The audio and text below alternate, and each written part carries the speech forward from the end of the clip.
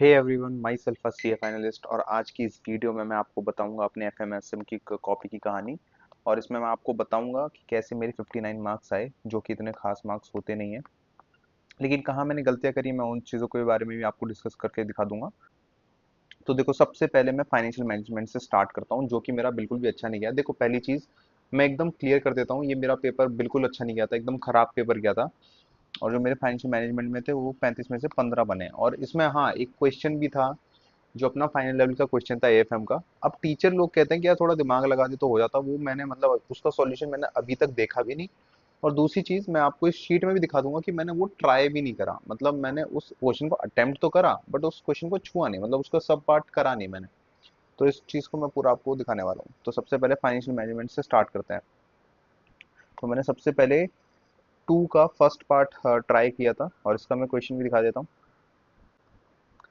तो जो सेकंड का फर्स्ट पार्ट था, जिसे हम कहते हैं ए पार्ट, तो इसमें मेरे से पूछा गया था कि ईबीआईटी कितना है, कंबाइंड लेवरेज कितना है, और सेल्स कितनी होगी जब ईबीआईटी जीरो हो जाएगा। तो ये बहुत बेसिक सा क्वेश्चन था, आपने भी कर रखा होगा। तो मैंने यहाँ पे बहुत बेसिक सी शीट बना ली, मतलब लाइक स्टेटमेंट बना ली। और लाइक बेसिक था तो बहुत आसानी से हो गया, इसमें कुछ ज़्यादा दिमाग लगाना था नहीं।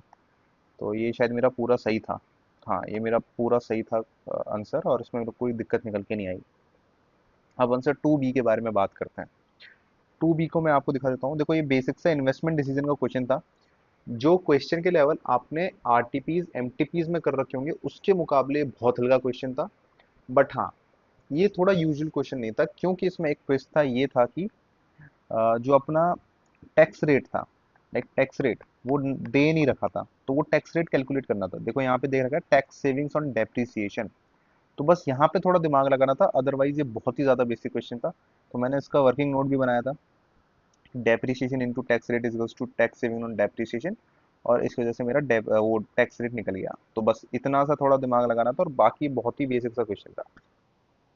और इसमें आप नीचे आओगे तो मेरी एक वैल्यू गलत हो गई, और एक वैल्यू की वजह से मुझे नहीं पता कितने मार्क्स कटे। तो थोड़ा सा तो डिफरेंस आया होगा, दिखा भी देता हूँ कितने मार्क्स कटे। तो आप यहाँ देखोगे तो मेरे मेरे 4 मार्क्स आए थे आउट ऑफ 5। तो ये ठीक है, मतलब अगर एक वैल्यू खराब हो रही है तो उसकी वजह से जो सब्सिक्वेंट वैल्यू है वो भी खराब हो जाएगी। तो उसका मेरा ऑल टुगेदर 1 मार्क काट लिया, तो वो ज़्यादा नहीं है, उस हिसाब से तो ठीक ही है। तो इसमें मेरे 4 आए थे। अब आंसर 1C के बारे में बात करता हूँ। आंसर 1C को मैं पहले मतलब क्वेश्चन दिखा देता हूँ। तो क्वेश्चन बहुत ही ज़्यादा आसान था। आपने इस तरह के क्वेश्चन 100% कर रखे होंगे, बस वहाँ का जो प्रेजेंस ऑफ माइंड दिखाना होता है ना अपने आप को ना, वो थोड़ी दिक्कत हो जाती है। अब यहाँ पे आप देखो, गॉर्डन मॉडल का पूछा है। ये तो बहुत बेसिक्स है, मतलब ये तो बहुत बेसिक है कि गॉर्डन मॉडल को कोई भी सॉल्व कर लेगा, क्योंकि इसका बेसिक फॉर्मूला है। एमएम का भी फॉर्मूला बहुत बेसिक है, बट मैं वहाँ कंफ्यूज हो गया था। वहाँ पे मैं P1 और K1 के बीच में थोड़ा कंफ्यूज हो गया था। तो यहाँ पे आप देखोगे तो मैंने थोड़ा फॉर्मूला गलत यूज कर लिया, और ये शायद 2.5 मार्क की वेटेज रखता था ये फॉर्मूला। तो इस वजह से मेरा ये पूरा गलत चला गया। तो बस मेरे को अगर फॉर्मूला याद होता ना, तो ये मेरे से गलत नहीं होता, क्योंकि ये फॉर्मूला ड्रिवन क्वेश्चन था और बहुत ही आसान था ये। आप भी आराम से कर लेते इस चीज़ को। तो अब आंसर 1B के बारे में बात करते हैं। इसमें मेरे से बहुत एक बड़ा ब्लंडर हुआ है। बहुत ही वर्डिंग का खेल था। आप थोड़ा ध्यान रखना यार अपने पेपर में, क्योंकि हर अटेम्प्ट में थोड़ा सा वर्डिंग को आगे पीछे करके थोड़ा मतलब दिमाग खराब कर देते हैं। अगर आप आंसर 1B देखोगे, मतलब क्वेश्चन को देखोगे, तो बहुत ही बेसिक सा फैक्टरिंग का क्वेश्चन है। तो फैक्टरिंग का क्वेश्चन है, आपने भी कर रखा होगा। इसमें प्रॉब्लम क्या निकल के आई कि जो एवरेज डेटर्स थे ना, वो 90 लाख थे। इसको मैंने नॉर्मल डेटर्स मान लिया। ये दिक्कत है थोड़ा, आप तेजी से पढ़ते हो तो एवरेज मैंने वर्ड इग्नोर कर दिया, क्योंकि मुझे ये रूटीन क्वेश्चन लगा था। एवरेज डेटर था तो मुझे पहले नॉर्मल डेटर्स निकालने थे, फिर मेरे को अपना फॉर्मूला या फिर जो भी स्टेटमेंट बनानी थी वो निकालनी थी। यहाँ पे मैंने उस एवरेज डेटर को वो ही ले लिया, मतलब उस वैल्यू को ही ले लिया जो दी हुई थी। तो इस वजह से मेरा जो पूरा आंसर था वो गलत था। पूरा आंसर गलत था। अगर मैंने वो ठीक करा होता तो ये शायद पूरा आंसर मेरा ठीक चला जाता, लेकिन उसकी वजह से मेरा पूरा आंसर गलत हो गया। Now comes to question 1A। Question 1A को मैं दिखा देता हूँ। ये बेसिक सा रेशियो का क्वेश्चन था। इसमें बस एक ट्विस्ट ये था, यहाँ पे बेसिक डिफेंस इंटरवल पूछ लिया था, जो कि कभी पूछा नहीं जाता। अगर पूछा भी गया होगा तो यार इतना यूजुअली नहीं पूछा जाता। तो मैंने याद तो सारे फॉर्मूले करे थे, बट यहाँ पे क्या होता है ना कि आपने सारे इंपॉर्टेंट फॉर्मूलेज याद करे होंगे, तो पेपर में ऐसे फॉर्मूले ना भूल जाते हैं। तो यहाँ पे मैंने इस फॉर्मूले में थोड़ी गलती कर दी। तो जब इस फॉर्मूले में गलत गलती कर दी, तो बस मेरा ये वाला पार्ट गलत चला गया, ये डेली ऑपरेटिंग कैश वाला, मतलब इसके रिलेटेड ही था वो फॉर्मूला, तो मेरा ये गलत चला गया। अब 3B पे आते हैं। 3B पे अब मैं क्वेश्चन दिखा देता हूँ ये। तो 3B, देखो 3B तो आसान था। इसमें पूछा था कि how the financial leverage operates as a double edge sword. अब इसमें पता है ये बहुत लाइक कोई पढ़ता नहीं है इस चीज को इतने ध्यान से, तो जितना आपकी जो लाइक कॉमन नॉलेज होती है ना, या फिर जनरल नॉलेज होती है इस चीज के बारे में, तो आप वो लिख देते हो। तो मैंने भी वही लिखा और उसका मेरे को 1 मार्क ही मिला। Like that is not a problem. Problem क्या है ना, प्रॉब्लम ये क्वेश्चन था यार, ये 8 मार्क का क्वेश्चन था, ये पूरा फाइनल लेवल का क्वेश्चन था। और जब मैंने इस क्वेश्चन को देखा, मुझे पहले के 15 मिनट तो यही समझ नहीं आया कि ये कौन से चैप्टर का क्वेश्चन है। समझ में मतलब अब मैं लाइक तुक्के मार रहा हूँ कि यार ये कौन से चैप्टर का क्वेश्चन है, यहाँ पे मुझे यही याद नहीं आ रहा। तो फिर मैंने इस क्वेश्चन को अटेम्प्ट तक नहीं करा, लाइक 3A लिख के मैंने छोड़ दिया। क्यों? क्योंकि मैं थ्योरी किसी भी पेपर में करके जाता ही नहीं। और यहाँ पे मेरे को वो चीज़ बैकफायर कर गई। यार थ्योरी आप कर सकते हो, बट मैं कहूँगा ना, मैं तो अब भी जाऊंगा ना इस पेपर को देने, तो मैं तब भी थ्योरी छोड़ के जाऊंगा, क्योंकि थ्योरी ऐसी चीज़ है यार, आप ना हर सब्जेक्ट में पढ़ रहे हो, तो मेरे को ना प्रैक्टिकल सब्जेक्ट में थ्योरी पसंद ही नहीं है, तो इसलिए मैंने छोड़ के गया था। और यही चीज़ मेरे को बैकफायर करी थी कॉस्ट में। कॉस्ट का पेपर पहले हो गया, लेकिन फिर भी मैंने जानबूझ के थ्योरी छोड़ी, क्योंकि मुझे थ्योरी पढ़नी नहीं, मैं थक गया थ्योरी पढ़ पढ़ के। तो इसको मेरे को 1 भी मार्क नहीं मिला। अच्छा, इसका मैं एक चीज़ और बता दूंगा कि इसका मेरे को कोई इसका कोई मुझे ग्रेस मार्क्स मिला है या नहीं, मैं इस चीज़ का भी डाउट क्लियर कर दूंगा, ग्रेस मार्क्स मिले हैं या नहीं, ठीक है। तो अब मैं सीधा बढ़ता हूँ स्ट्रेटेजिक मैनेजमेंट के पोर्शन पे। अब देखो यहाँ पे मैं पहले ही बता देता हूँ, मेरे 35 में से 21 मार्क्स आए हैं। एंड मैंने जो लोगों से सुना है वो ये सुना है कि अगर आप जितना भी अच्छा आंसर लिख दो, यहाँ पे मैक्सिमम 3 मार्क्स आपको दिए जाते हैं। मतलब ये 3 मार्क्स अगर आपको मिल रहे हैं, मतलब आपका आंसर थोड़ा एवरेज से ऊपर था, क्योंकि यहाँ पे थोड़ी मार्किंग थोड़ी ऐसे हार्ड होती है। तो ऐसा मेरे केस में नहीं था, कहीं कहीं मेरे को ज़्यादा मिले, कहीं कहीं मेरे को कम मिले, तो मैं आपको उस हिसाब से दिखा देता हूँ। तो सबसे पहले देखो, ये 7A लिखा था, मैंने यहाँ पे गलत कर दिया, क्योंकि शायद मेरे को ऐसा लगा था कि मैंने आंसर गलत लिखा है। तो मैंने सबसे पहले 8A को मैंने अटेम्प्ट करा। 8A क्वेश्चन को मैं दिखा देता हूँ आपको। तो यहाँ पे मेरे से पूछा गया था, identify the areas of market in which competitive pressure operates. तो यहाँ पे आप देखोगे तो मैंने सारे पॉइंट्स लिख दिए, 1, 2, 3, 4 और 5। और इसमें भी आप देखोगे तो यहाँ पे मैंने सब पॉइंट्स भी लिख दिए थे। बट यार मैंने इतना सब कुछ लिखा है, इसकी कोई वैल्यू नहीं है क्या? या फिर मैंने कुछ ज़्यादा लिख दिया तो कट मार दो, क्योंकि मेरे को जो इसमें मार्क्स मिले हैं मैं इसमें दिखा देता हूँ। तो ये मेरे को मिले हैं 3/5। तो ये इतना मतलब, या 3/5 इतना लिखने पे मेरे को ऐसा लगता है थोड़ा अनजस्टिफाइड है। बाकी आप बताना आपको क्या लगता है। अब 8B के बारे में बात करता हूँ, 8B क्वेश्चन भी दिखा देता हूँ। अब 8B क्वेश्चन पूछ रहा था, enumerate the characteristics of ideal objectives that are meaningful and effectively serve their intended purpose। In short मेरे को कैरेक्टरिस्टिक बताने थे ऑब्जेक्टिव के। तो मैंने यहाँ पे कैरेक्टरिस्टिक बताने स्टार्ट कर दिया कि it should be measurable and controllable. और ऐसे ही मैंने पता नहीं कितने 7 कैरेक्टरिस्टिक्स बताए, और ये सारे बुक में लिखे हैं। ये मैंने कोई एक भी पॉइंट मैंने अपने हिसाब से नहीं बनाया कि मैं कुछ अपनी भाषा से लिख रहा हूँ, सारे बुक के पॉइंट्स हैं। और इसका अगर मैं मार्क्स बताऊँ ना, 7 पॉइंट लिखने के बाद इसके मैं मार्क्स बताऊँ, तो मेरे को 3 मिले हैं इसमें। तो यहाँ पे सही में हार्ड चेकिंग होती है। तो यहाँ पे मेरे को ये चीज़ तो रियलाइज हो गई भाई, थ्योरी में आईसीआई किसी को नहीं बख्शता। अब 6A के बारे में बात करता हूँ। 6A क्वेश्चन दिखा देता हूँ मैं आपको। 6A क्वेश्चन के बारे में बात करूँ तो सीधा पूछा गया है, what is corporate culture and where does it come from. अब देखो आंसर मुझे याद तो नहीं, लेकिन मैंने कुछ तो लिखा था। मैंने यहाँ पे कॉर्पोरेट कल्चर के बारे में लिखा था, तो इस चीज़ की डेफिनेशन के मार्क्स मिल गए। एंड इट इज रिफ्लेक्टेड और मैनिफेस्टेड इन।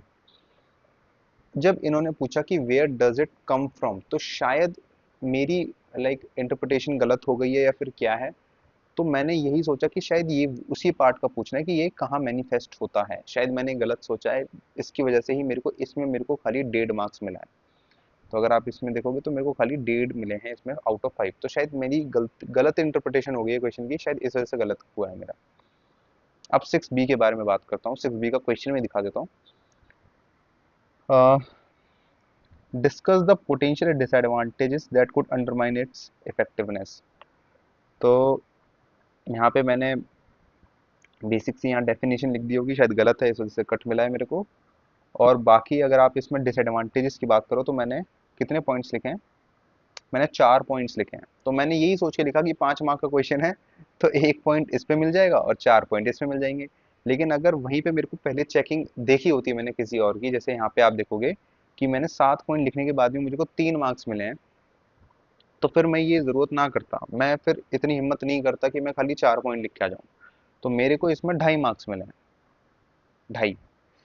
अगर मैं, आप मान लो अगर मैं इसमें 6 पॉइंट भी लिख देता मान लो, तो भी मेरे को ये 3 ही देते, क्योंकि यार ये बहुत लाइक बहुत कम करके देते हैं। और मुझे ये भी समझ नहीं आता कि ये गलत कहाँ लिखते हैं हम, क्योंकि मुश्किल से मेरा एक दो जगह ही कट मिलेगा आपको, क्योंकि बाकी जगह तो टिक टिक टिक है।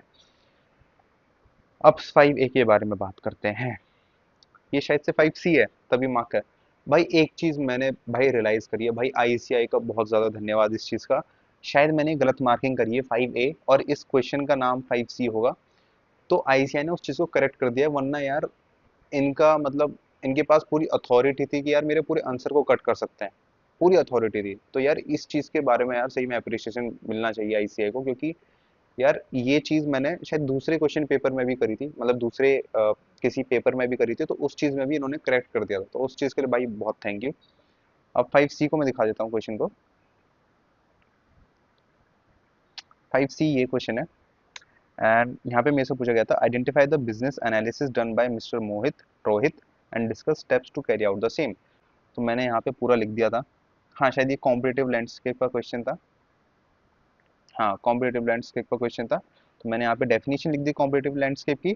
फिर यहाँ पे मैंने टूल भी लिख दिया, मतलब स्टेप्स क्या होता है इस टूल को कैरी आउट करने के लिए, मैंने स्टेप्स भी लिख दिए पॉइंट वाइज एकदम। देखो आप देखो तो मैंने इतना लंबा आंसर लिखा है इस चीज को, 3 4 5 पॉइंट्स और एकदम डीप में लिखा है।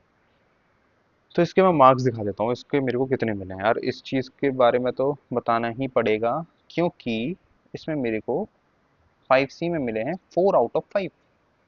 लाइक 4 आउट ऑफ 5 एसएम में लाना मेरे लिए तो भाई अचीवमेंट से कम नहीं है, क्योंकि यार 4 मार्क्स मिलना ना बहुत मुश्किल है इस एसएम में, तो मेरे को मिल गए, मैं उस चीज़ का भाई बहुत थैंक यू करता हूँ आईसीआई को। अब 5B के बारे में बात करते हैं। 5 तो इस क्वेश्चन को भी इसका सॉल्यूशन दिखा देता हूँ। सबसे पहले मैंने टर्न अराउंड स्ट्रेटजी के बारे में लिखा, तो इसकी मैंने डेफिनेशन लिखी यहाँ पे। फिर यहाँ पे मैंने स्टेप्स लिखे, स्टेप्स मैंने एकदम डीप में लिखे। देखो आप 5 मार्क के क्वेश्चन के हिसाब से आप इतना नहीं लिखते हो जनरली, जब आप लॉ का क्वेश्चन पेपर कर रहे होते हो, जब आप ऑडिट का कर रहे होते हो, बट एसएम में लिखना पड़ेगा। तो इतना मैंने बड़े बड़े स्टेप्स लिखे, अच्छी तरीके से एक्सप्लेन करा 5 पॉइंट तक। और इसका अगर मैं लाइक मार्किंग दिखाऊं तो मेरे को इसमें 4 मार्क्स मिले। तो 4 मार्क्स मैं अच्छा मानता हूँ यार, 4 मार्क्स अच्छे मिल गए मेरे को इस चीज़ में। अब 5A के बारे में बात करते हैं। Explain the procedure for implementing this tool effectively. अब ये किस टूल की बात कर रहा है मुझे खुद याद नहीं आ रहा, पहले टूल ही पता कर लेते हैं किस टूल की बात कर रहे हैं। जो हम ग्रुपिंग करते हैं बिजनेस यूनिट्स की, उस स्ट्रेटेजी के बारे में बात था, और उसका प्रोसीजर मेरे को बताना था। और प्रोसीजर मैंने मैंने थोड़ा जनरल वे में लिखा है, मैंने इतना स्पेसिफिक वे में नहीं लिखा जितना लिखा जा सकता था। तो मेरे को इसमें 3 मार्क्स मिले हैं, तो 3 आउट ऑफ 5। अब ये मेरा पूरा एसएम का डिस्कशन हो गया है, यहाँ पे मेरा पूरा एसएम का मामला खत्म हो रहा है। अब मैं आपको दिखा देता हूँ कि मेरे को कोई ग्रेस मार्क्स मिले हैं या नहीं। देखो सबसे पहली चीज, 15 मिले मेरे को एफएम में, ठीक। एसएम में मिले मेरे को 21। अब एमसीक्यू की बात करूं तो मेरे को मिले हैं 23। इन टोटल मेरे बनते हैं 59। ग्रेस मार्क्स कितने? ग्रेस मार्क्स हैं 0। तो जिन लोगों ने भी सोचा था कि यार जो फाइनल का क्वेश्चन डाल दिया तो उसका कोई ग्रेस मार्क मिलेगा या नहीं मिलेगा, कुछ नहीं मिला। शायद से चेकिंग थोड़ी आसान कर दी शायद, क्योंकि यार मेरे को इसमें 4 4 मार्क्स मिल गए। हालांकि मैंने आंसर भी थोड़े लॉन्ग लिखे थे, तो उस हिसाब से मिलने चाहिए थे, बट शायद इन्होंने चेकिंग आसान कर दी है, बट ग्रेस मार्क्स नहीं मिले। तो बस यही था इसका कंक्लूजन इस वीडियो का। तो अगर आपको ये वीडियो अच्छी लगी तो यार लाइक कर देना, और आपको सब्सक्राइब करना है नहीं करना वो आपकी मर्जी है। कितना आपकी लाइफ में वैल्यू ऐड हुआ मेरी वीडियो के बाद तो आप डिसाइड करो, और बाकी मैं ऐसी वीडियो लाता रहूँगा।